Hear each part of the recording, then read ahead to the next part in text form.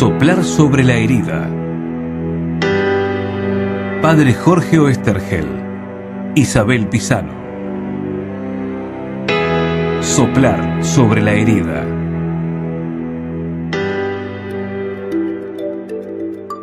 Yo veo que hay mucha gente en la iglesia formada en un tipo de obediencia que incluso les sorprende que el Papa o que uno como cura les diga, bueno, pero a ustedes ¿qué les parece? Auspician este programa. Todos los libros en La Cueva, con todas las tarjetas de crédito. Avenida Arias 2354, Castelar. 4489-4164. Y Avenida San Martín 2651, Caseros. 4734-4440. En La Cueva, con todas las tarjetas de crédito.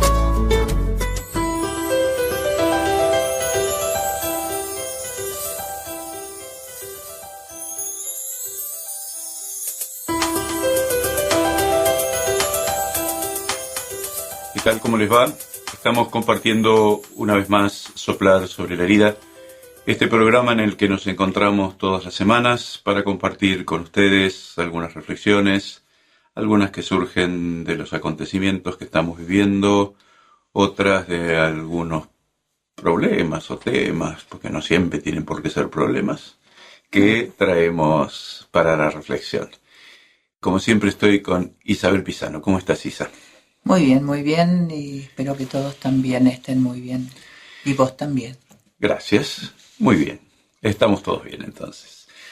En este primer momento del programa tratamos de retomar un poquito el contacto con lo que ha estado pasando y ver qué reflexión nos sugiere. A mí me pareció realmente muy impactante el encuentro del Papa Francisco con Raúl Castro y sus declaraciones posteriores diciendo que si las cosas seguían así, se iba a ser católico, iba a empezar a rezar. Realmente esto tiene muchas puntas para hablar. Primero es lo personal de él, que no tengo por qué dudar de que es sincero lo que él dice, y realmente es impactante que una persona a su edad y con toda la historia que tiene atrás de tipo ideológico y de convicciones del Partido Comunista y su participación en el régimen de su hermano Fidel y en la Revolución Cubana, una persona que ha formado parte además de lo que ha sido la persecución de la Iglesia durante muchísimos años en la isla, una persecución que no fue sangrienta, digamos, como hay otras persecuciones, pero evidentemente la Iglesia fue totalmente desplazada de la vida de Cuba y fue muy limitada su posibilidad de enseñar. En algunos momentos fue imposible prácticamente la predicación del Evangelio. Que ese hombre, después de tantos años, en el encuentro con un papa, diga esas cosas no es menor, en lo personal, repito. Me dijeron, bueno, pero eso es política, anda a saber. Yo creo que son temas a los que son muy importantes y que hay que tomárselos en serio. Uno no tiene ningún motivo para dudar. Exacto. No hay por qué dudar de la buena voluntad de alguien que se encuentra con otra persona que lo recibe con los brazos abiertos. Uh-huh. Uno puede dudar cuando se encuentra con alguien que es frío y distante. Con Francisco es imposible, Uh-huh. sea quien sea. Por otro lado, convengamos en que el régimen castrista y la Iglesia han cambiado mucho Uh-huh. desde ese tiempo. Yo lo que no creo es que no fuera bautizado o no perteneciera a una iglesia cuando era chico. Es raro porque en Latinoamérica Él dijo él que es además católico, se formó con por los bautismo, digo, ¿no? Sí, pero además se formó con los por jesuitas. eso. Una de las cosas que dijo fue que se formó en un colegio jesuita. Seguramente ha sido bautizado y seguramente es uno de los muchos católicos que después dejaron de practicar su fe y se alejaron de la iglesia. Era otra Cuba, era otra iglesia, pero realmente siempre que la gente cambia y es capaz de modificar cosas es destacable, ¿no? Porque estamos acostumbrados, y sobre todo en el mundo de la política, a cambios circunstanciales, porque me conviene o me deja de convenir, o a posturas muy rígidas, muy implacables. En cambio, esta capacidad de ir evolucionando que tuvo tanto el régimen como la Iglesia en el mundo y concretamente en Cuba, está dando estos frutos que son muy, pero muy, muy ricos y muy importantes. Es curioso cómo el Papa llega más a la gente que está más lejos de la Iglesia que la que está adentro. Yo creo que hay muchas personas que están un poco incómodas con la figura de Francisco, porque Francisco está planteando una nueva manera de gobernar en la Iglesia, una manera en la que se invita al diálogo, a la expresión de los problemas, al disenso, a que haya una opinión pública en la Iglesia. Hay muchas personas que esto les molesta. ¿Por qué? Porque el que gobierna a partir del diálogo y de la generación y la aceptación de las diferencias obliga a un tipo de obediencia muy distinta. El que gobierna desde la autoridad, esto es así y se acabó, reúne alrededor suyo a la gente que le gusta que le digan lo que tiene que hacer. Uh-huh. El que gobierna invitando al diálogo y a exponer lo que pensás y a decir lo que sentís, obliga a otro tipo de obediencia, a una obediencia razonada, a una obediencia en donde yo puedo exponer mis argumentos, a una obediencia que no es ciega, sino que surge de la convicción. Yo veo que hay mucha gente en la Iglesia formada en un tipo de obediencia que incluso les sorprende que el Papa o que uno como cura les diga, bueno, pero a ustedes ¿qué les parece? Y más de una vez a mí me pasa encontrarme con esta respuesta, pero no importa lo que a mí me parece, lo que yo quiero saber es lo que hay que hacer. No me importa a mí, no es mi opinión, la Iglesia ¿qué dice? Te dicen. Es muy común, hay generaciones formadas en la idea de que adherir a la Iglesia es decir amén a todo lo que diga el cura o a todo lo que diga la Iglesia. Y entonces cuando nos encontramos con un Papa que no te invita a decir amén sin pensar, sino que te invita a reflexionar y a ver a vos qué te parece y expresar realmente lo que sentís, entonces mucha gente de adentro de la Iglesia se siente incómoda y mucha gente de fuera de la Iglesia, que vivió siempre así, empieza a resultarle muy interesante una figura que los invita a dialogar. Creo que da para charlar más, ¿no? Da para charlar muchas cosas porque esto tiene muchas implicancias en la vida de todos los cristianos.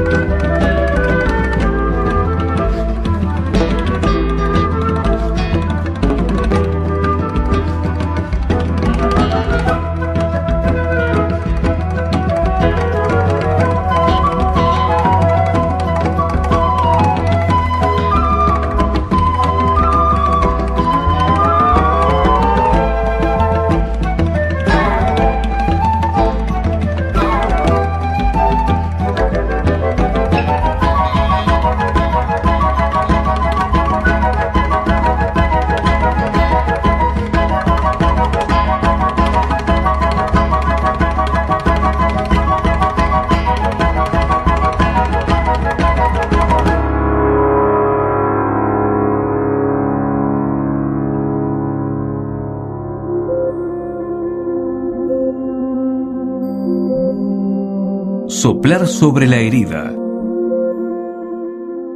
Es interesantísimo lo que decís. A veces el hecho de que te den libertad para elegir y para pensar asusta. Entonces es mucho más cómodo vivir aceptando lo que viene de afuera, en este caso de la iglesia, que pensar y elegir y tener la libertad de hacerlo. La libertad no siempre es bienvenida, asusta mucho.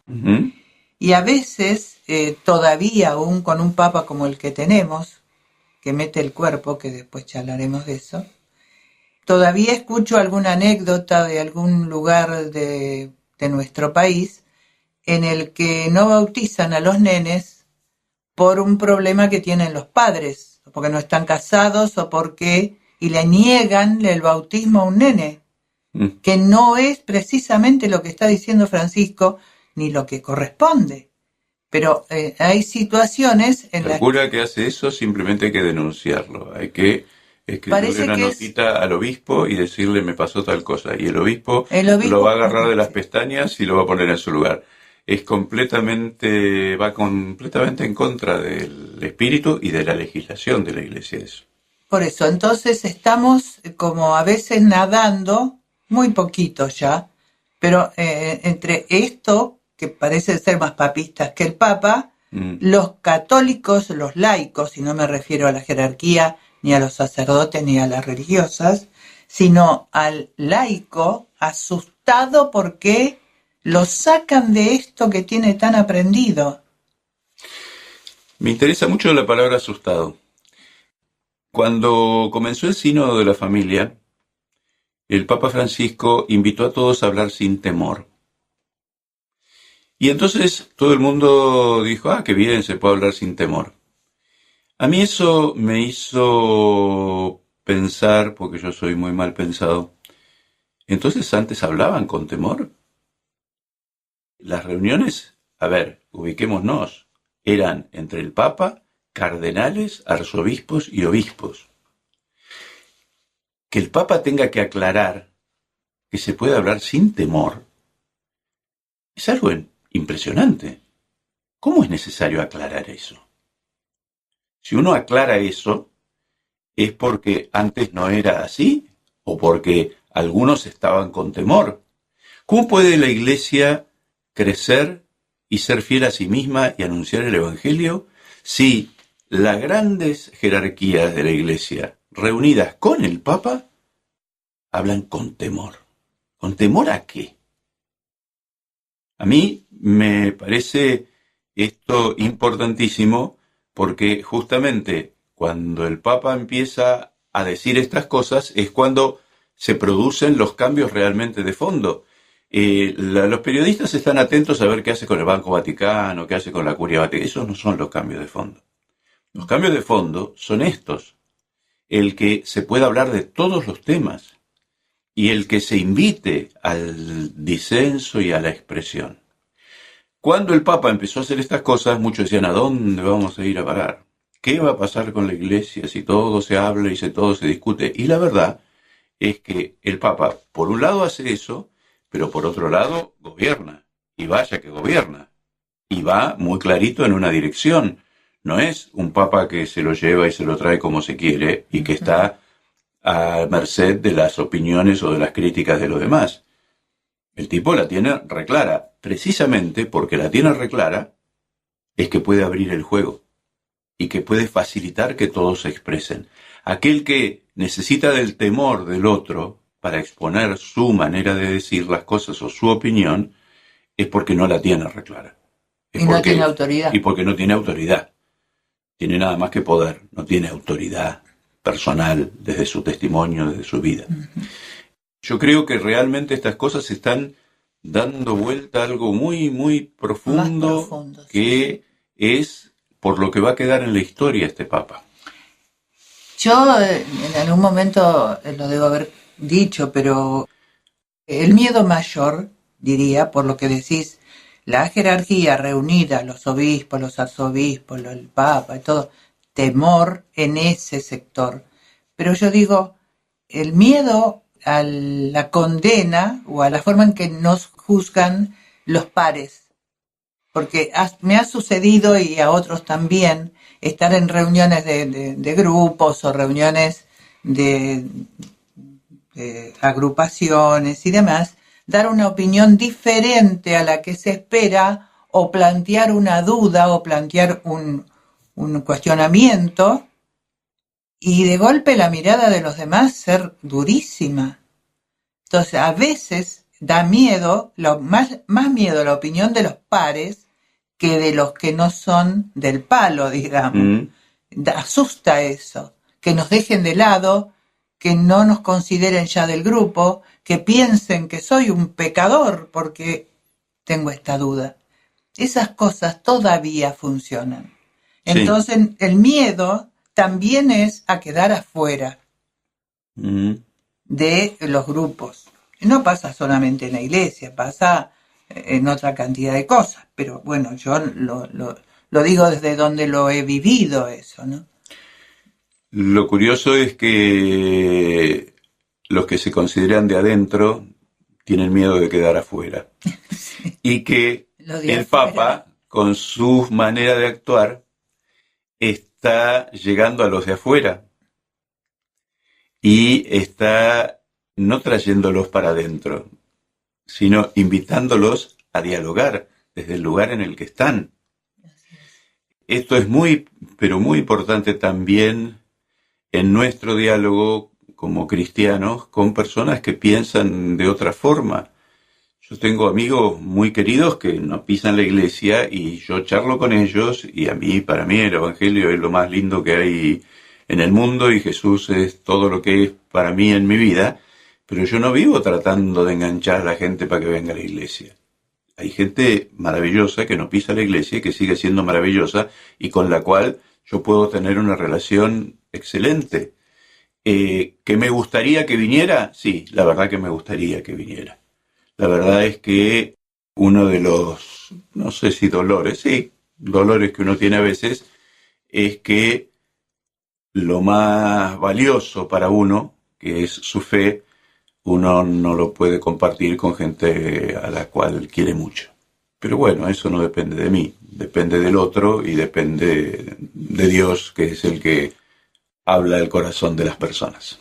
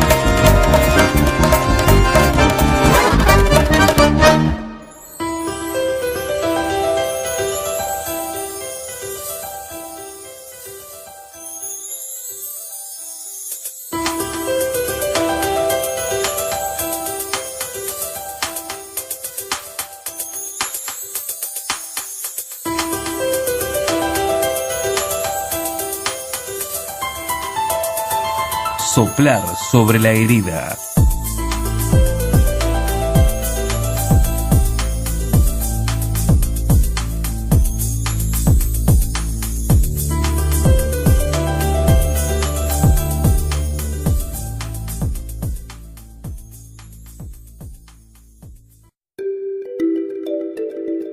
¿Qué significa poner el cuerpo? Parece absurdo decir poner el cuerpo. La herramienta que tenemos es el cuerpo. Usamos las manos, usamos las piernas, usamos los ojos.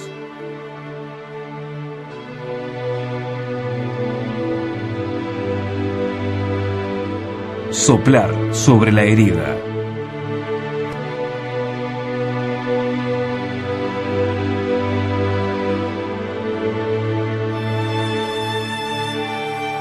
Recién decías que querías hablar de eso de poner el cuerpo. ¿Por qué?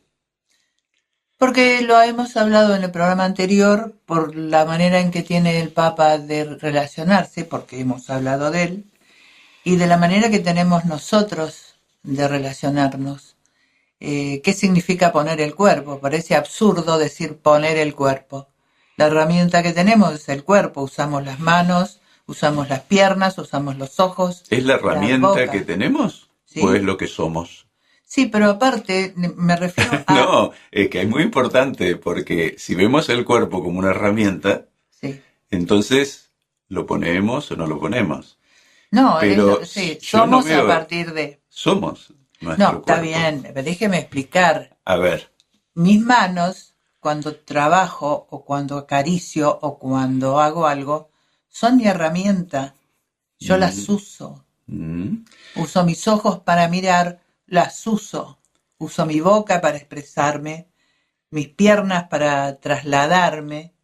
Entonces, cuando uno dice poner el cuerpo, parece ser que uno fuera invisible y que el cuerpo no tuviera que ver. Pero cuando, al menos yo cuando digo poner el cuerpo, es poner el adentro de uno, que está expresado por ese cuerpo. para mí poner el cuerpo es, no nos vamos a pelear, ¿eh? No, para nada. Para mí poner el cuerpo es no usarlo como una herramienta. Por eso, bueno, por eso es te al paré revés, cuando por eso me dijiste parece. lo de la herramienta, sino reconocer que yo soy mi cuerpo. Y que es falso eso de que uno está bien, pero su cuerpo está mal. Cuando uno está bien, el cuerpo está bien. Estar bien es que tu cuerpo esté bien.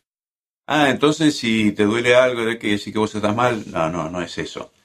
Es que cuando, por ejemplo, tiene fe, confía en Dios, ama a sus hermanos, intenta amarlos, vivir en paz con la gente que los rodea, etcétera. Cuando uno intenta ser cristiano todos los días, eso se nota y eso uno lo hace con su cuerpo. Uno no lo puede hacer eso solamente con la cabeza, porque poner el cuerpo a mí me parece importante resaltarlo, porque venimos de un tiempo en el cual ser cristiano era pensar de determinada forma y tener determinadas ideas. Y a mí me parece que cuando hacemos esa división entre el alma y el cuerpo, empezamos a hacer lío. En el cristianismo primitivo y en el judaísmo, el alma y el cuerpo son inseparables.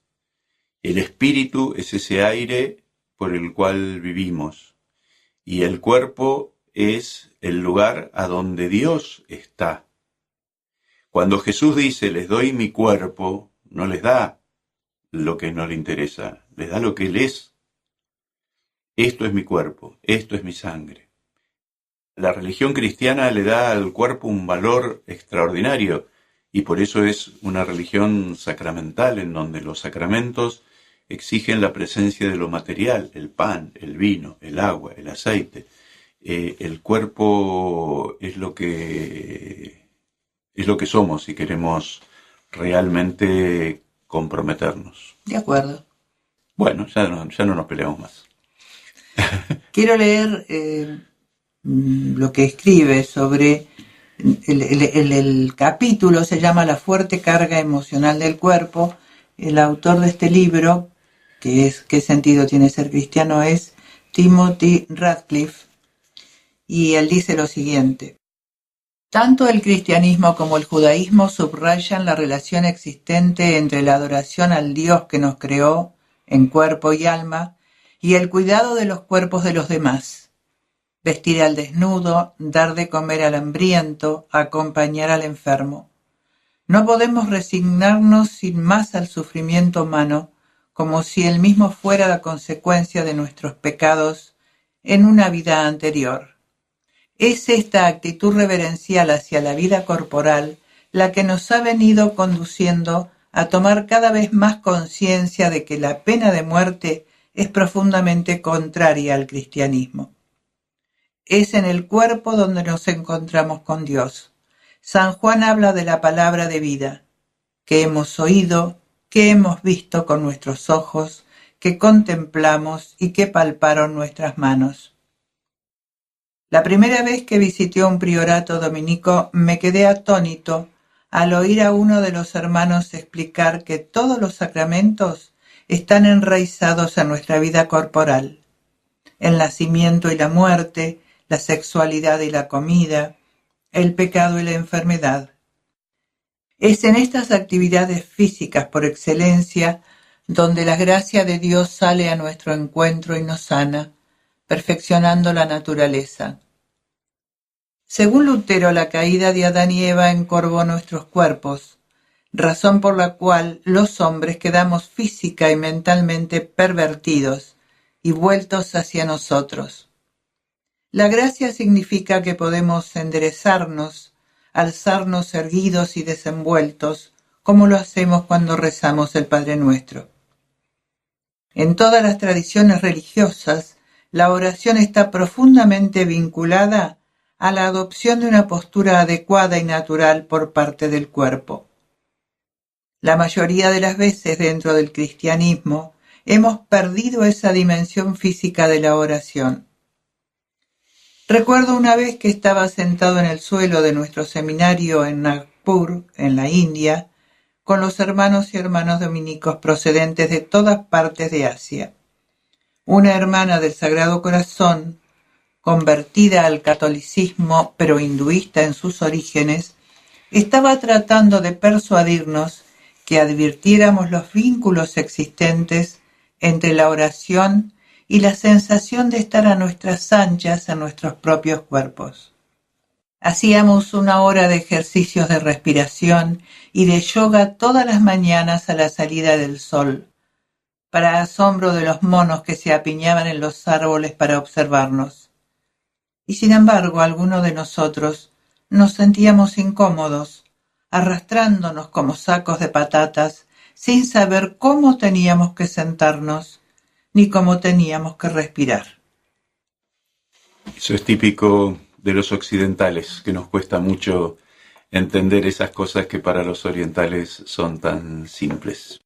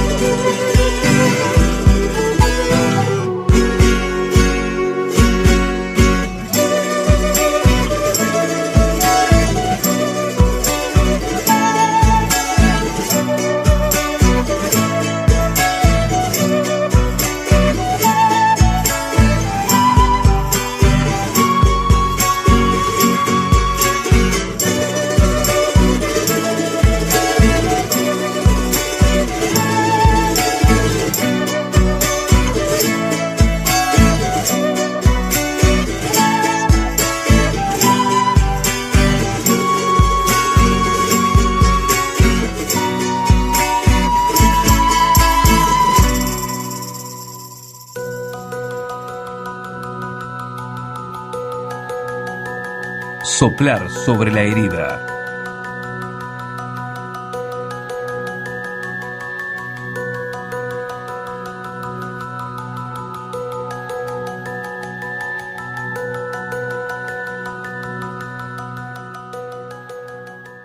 Ese texto de Radcliffe, ¿qué te sugiere? El que acabamos de escuchar hace un ratito. A ver, si yo estoy hablando de, primero si estoy hablando del cuerpo como yo digo instrumento, si digo herramienta, no te gusta. No, pero si soy yo, sí, con mi cuerpo y mi alma, una, dirigiéndome a otros, ayudando a otros, es muy probable que en algunas circunstancias las posturas corporales no sean muy cómodas. Si levanto a una persona del suelo porque se cayó, mi postura no es ciertamente cómoda.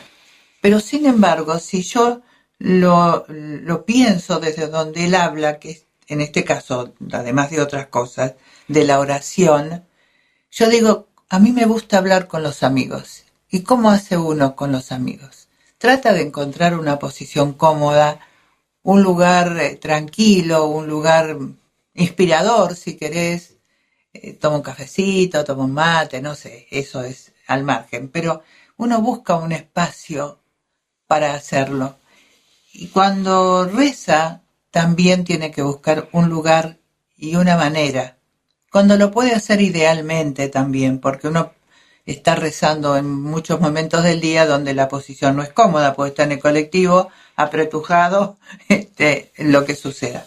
Pero el tema es que orar, a mí me encantó eso, porque además lo he observado, sobre todo yo tengo bastante relación con los hermanos de Sagrado Corazón, acá en el país, y entonces tienen unos banquitos en la capillita, o almohadones, entonces cada una se sienta y ora cómoda.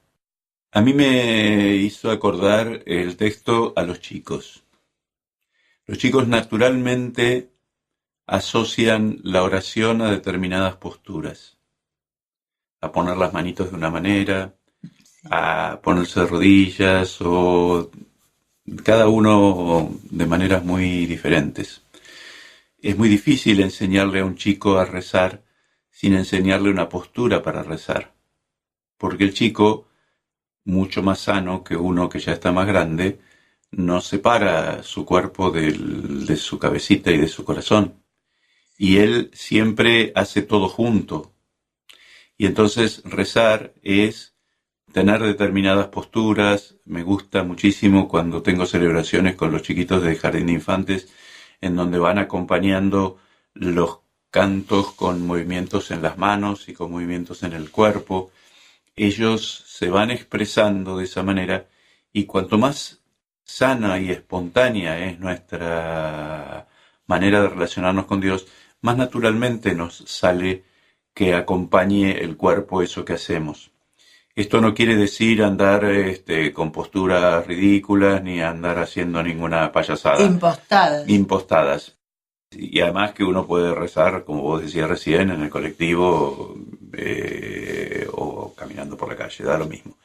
Pero en cualquier caso, de una manera u otra, el cuerpo siempre está en juego, porque uno es a través del cuerpo que se expresa y que siente cosas. El cuerpo deja de estar en juego cuando la oración o cualquier otra actividad se reduce estrictamente a lo cerebral.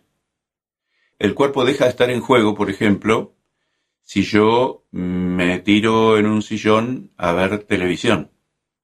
Ahí es todo nada más que intelectual. Yo estoy recibiendo una serie de impactos que me vienen de afuera y yo lo único que hago trabajar es la cabeza. Yo puedo estar leyendo un libro y tener nada más que la cabeza trabajando. Pero cuando quiero comprometer de alguna manera los sentimientos, que es cuando las cosas empiezan a ser humanas, porque si no, con la cabeza sola no se es humano. Cuando quiero comprometer los sentimientos, todo el cuerpo es importante. Bueno, disculpe, pero ahora soy yo la que no estoy totalmente... ¡Qué atrevimiento el suyo, señora! Yo soy así, soy atrevida. Después me golpea con una varita los dedos. Ah, bueno, vamos a volver a las viejas, Sí. a las viejas prácticas de la disciplina. Pero yo no creo que uno esté tan lejos cuando ve televisión, ni cuando lee, y lo separo. Veo televisión. A mí me parece que mi cuerpo recibe impactos, que no me va a decir nada en ese momento, los va a Sí, sufrir sí, después. tenés razón. Lo mismo sucede cuando leo. Cuando leo, es mi cabeza marchándose por No, donde y a fuera. veces en el mismo momento, a ver, cuando uno ve una buena película, cuando uno ve un buen programa de televisión, todo el cuerpo se compromete. Justamente los programas buenos son aquellos que nos ponen en movimiento todas las sensaciones. Cuando pensé en ver televisión, pensé en esa televisión de entretenimiento que nos Que te aturde, distrae. que te distrae y que, hay que reconocer, es la televisión que se consume en su inmensa mayoría. Porque determinados programas que nos son absolutamente intrascendentes y lo único que hacen es llegar a nuestra cabeza con pavadas, entretenernos la cabeza para olvidarnos de todo, ese tipo de programas son los que dejan nuestro cuerpo de lado. En cambio, una buena película, un buen programa de televisión que me emociona, que me conmueve, que me hace preguntarme cosas, que me pueda hacer llorar, que me pueda hacer reír, eso es una obra de arte a través de la televisión, eso siempre compromete el cuerpo. La fe tiene que ser así. Cuando yo desde el altar llego nada más que a la cabeza de personas a las que no se les mueve un pelo, me aterro. ¿Por qué? Porque la fe tendría que llegar al corazón de las personas y conmoverlas. Yo he sido formado en una manera de recibir la información religiosa muy parecida a la de la televisión que deja el cuerpo completamente de lado, en donde todo era nada más que informaciones sobre cuestiones. Yo me he pasado años sentado en las clases de teología recibiendo información que no me conmovía, que no me emocionaba, que no me cambiaba nada. Eso es lo que tenemos que lograr superar. Eso es lo que creo que el Papa está logrando superar. No se trata de llegar a la cabeza, se trata de conmovernos y eso es poner el cuerpo.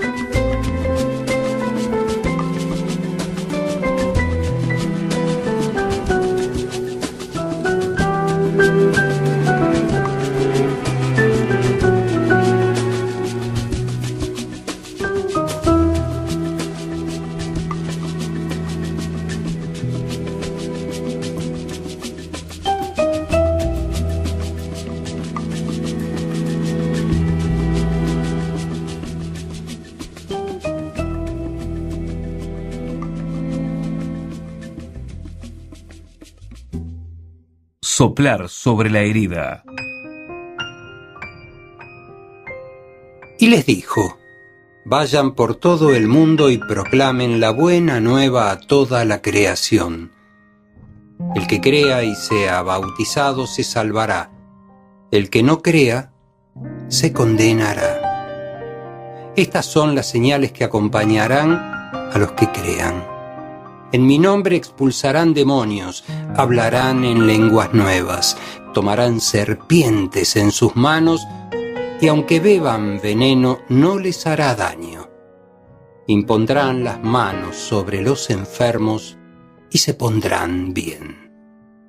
Marcos capítulo 16, versículos 15 al 18. Este texto del Evangelio, que es el que se lee el día de la ascensión del Señor, es un texto muy lindo y también que tiene algunas afirmaciones que nos pueden desconcertar un poquito. Sí, a mí entiendo lo que dice porque después he leído otras cosas, pero cuando dice el que no es bautizado se condenará, y uno piensa naturalmente en una cantidad de gente que no está bautizada, que es buena gente además, y además que desconocen. No, me suena duro, ¿no? Me parece que habría que charlarlo. El sacramento del bautismo es el sacramento que damos cuando derramamos un poquito de agua en la cabecita de los chicos y decimos: yo te bautizo en el nombre del Padre, del Hijo y del Espíritu Santo. Y se considera bautizado a todo aquel que no haya rechazado el bautismo, sabiendo lo que rechazaba. La Iglesia, la Iglesia considera bautizado a todo aquel que no haya rechazado el bautismo, sabiendo lo que rechazaba. O sea que toda persona que nunca lo conoció, que nunca lo supo o que nunca tuvo se supone que si lo hubiera sabido, lo hubiera querido. Las personas de buena voluntad que viven honestamente, la Iglesia siempre considera que se salvan, por decirlo así, o que son parte de la Iglesia, porque en su honestidad de vida dan para presuponer que si conocieran el bautismo lo querrían. A veces, no lo escucho tanto ahora, pero en algún momento, cuando uno estaba en edad de tener hijos y se moría algún nenito que no había sido bautizado, para algunos papás era un poco doloroso. Esas cosas hay que corregirlas y hay que sacárselas de la cabeza. Es absurdo pensar que una criatura recién nacida que se murió sin el sacramento del bautismo se va a condenar. Eso sería creer en un Dios que no existe. Y que no tiene otros medios. Y que no tiene otros medios para llegar. Dios salva de muchas maneras. Que es lindo bautizarlos enseguida, que cuando hay un chiquito que está en peligro de muerte, esto lo hacen naturalmente la mayoría de las enfermeras en los sanatorios de neonatología. Yo muchas veces llego a un enfermito y la enfermera me dice: yo ya lo bauticé cuando vi que estaba mal. Le di el agua del socorro. Pero supongamos que no se pudo hacer, que por cualquier motivo la criatura no fue bautizada. No tenemos ningún derecho a suponer que esa criatura no está mucho más en el cielo que yo. Y además, la expresión se salva y se condena, no hay que usarla solamente con respecto a si te vas al cielo o te vas al infierno. Te salvás y te condenás ahora. Cuando vos ahora crees, estás salvado. Es decir, vos confías en Dios y toda tu manera de vivir y hasta tu cuerpo tiene otra postura. Para hablar del cuerpo y de poner el cuerpo. Si yo no creo en Dios, no confío en mí, no confío en nadie, vivo asustado, tengo miedo o lo que fuera, hasta mi cuerpo tiene otra postura. Y ahora estoy condenado. Si yo me reconcilio con alguien y estoy en paz con él y tengo una buena relación, me siento bien y estoy salvado. cuando yo me peleo con alguien, rompo una relación que da una sensación de condena, de algo que se rompió, de algo que se murió. Sí, sí. Las palabras no hay que tomarlas literalmente, que si me voy al cielo me voy al infierno. Es ahora y acá estoy salvado en la medida que creo. Y ahora y acá estoy perdido, pero no perdido porque me voy al infierno, sino porque no sé a dónde ir en la medida en que no creo. Por falta de sentido, ¿no? Por falta de sentido, por falta de lo que fuera. Mucha gente está perdida y no cree, y quisiera creer, y quisiera no estar perdida. Bueno, hay que trabajar y hay que ver qué es lo que pasa en cada caso. Pero la realidad es que la fe ciertamente te da una luz y una manera de vivir que el que no tiene fe no la tiene. Eso es no para sentirse superior a nadie, sino para saber que es así. Y por eso mismo es que uno quiere transmitir la fe, porque uno sabe lo lindo que es para uno vivir con fe y tener esta manera de manejarse en la vida. Claro, es interesante ver la palabra condena desde otro lugar. La iglesia no es solamente los bautizados porque pasaron por la pila bautismal. Son todas aquellas personas de buena voluntad que yo considero que si supieran lo que es el bautismo y tuvieran la posibilidad de bautizarse, lo harían.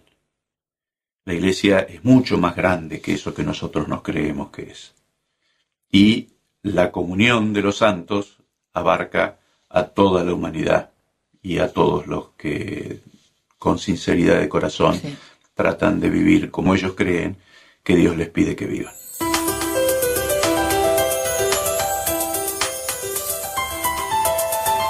Soplar sobre la herida. Estamos terminando otro programa de Soplar sobre la herida. El programa lo van a poder encontrar a este y a los anteriores en www.soplarsobrelerida.com, y si están en Facebook, háganse amigos de Soplar sobre la herida, que ya somos más de 1100 y pico. Por mi parte les agradezco muchísimo la compañía y los invito, siempre los invito y siempre los esperamos para seguir reflexionando sobre la vida, sobre tantas cosas que nos pasan. Por eso los invito para el próximo programa de Soplar sobre la herida. Soplar sobre la herida. Hacemos Soplar sobre la herida Padre Jorge Oesterhel, Isabel Pisano. Edición Enrique Di Masi.